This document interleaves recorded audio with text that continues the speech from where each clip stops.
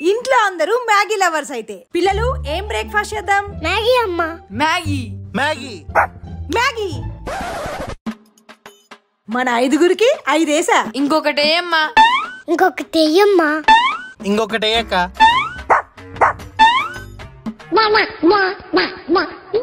ఏదో తేడాగా ఉందేంటి?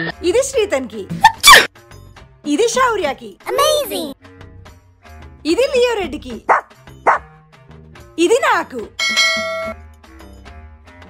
ఇది సన్నిగాడికి. నాకు ప్లేట్ వద్దు, అదంతా నాకే. నిన్న అంటనే తింటా. Maggi Maggi Maggi.